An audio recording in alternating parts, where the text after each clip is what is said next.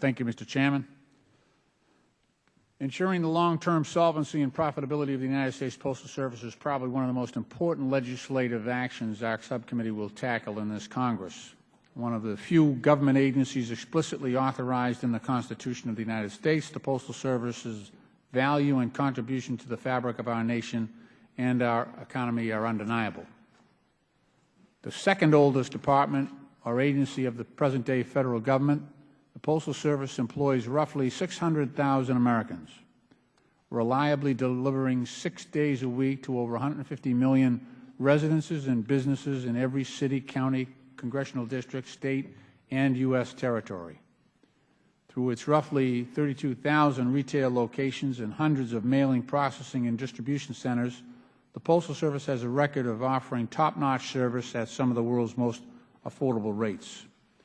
This explains why, for the 6th consecutive year in a row, the Postal Service has been named the most trusted government agency and the 6th most trusted business in the nation by the Ponemon Institute. Further, the Postal Service stands as the hallmark of a trillion-dollar mailing industry upon which millions of Americans rely to earn a living.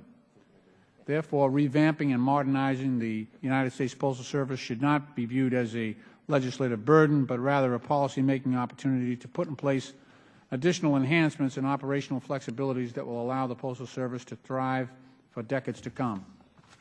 Unfortunately, the bill we're considering this afternoon, H.R. 2309, the Postal Reform Act of 2011, falls far short of that goal. While we may agree that given the extraordinary financial challenges the Postal Service presently faces, it's absolutely necessary that we collectively, and by collectively I'm referring to Democrats and Republicans in both the House and Senate, including the administration, postal management, and workers, and the mailers, we all must work together to come up with a reasonable and constructive solution to address the Postal Service operational and financial challenges.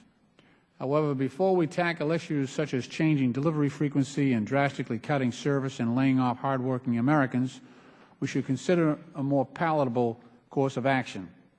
In addition to H.R. 2309, there are now several other bills that have been introduced this session, such as my own legislation, H.R. 1351, as well as proposals put forth by Representatives Cummings and Connolly and recently the Obama administration.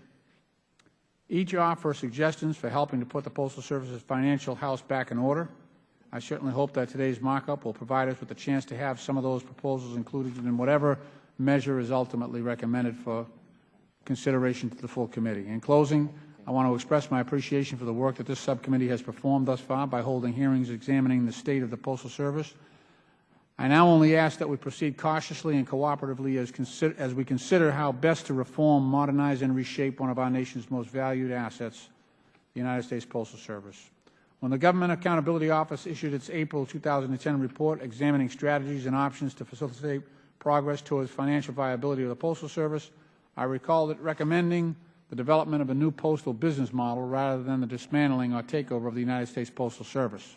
To that end, Mr. Chairman, know that I continue to look forward to working together to accomplish needed reforms of the United States Postal Service, currently the business model, and I yield back